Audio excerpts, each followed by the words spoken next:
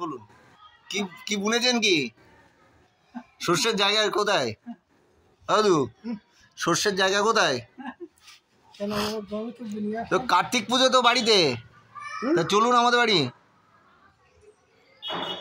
যাবো কখন? একটা জমি নিচ্ছি। কোথায়? তাই কত করে? 8 লাখ। 8 লাখ টাকা বিঘে? 8 লাখ বিঘে? বিঘে। ও বাবা, ডাঙার দিকে না ইয়ে উপরে? উপরে। 1 বিঘে। ও তা ভালো। সবজি হবে, সবজি হবে। পটল করে। ও তা ভালো কথা। পটল করে দেবে। আচ্ছা, তাই ওই আপনার নিমন্ত্রণ রইল, যাবেন মামাকে, তারপর মামিকে, মল্লিকা, রোহিত এদেরকে যেতে বলবেন আজকে রাত্রের মধ্যে। কবে? আজকে। কার্তিক পুজো তো আজকে রে। হ্যাঁ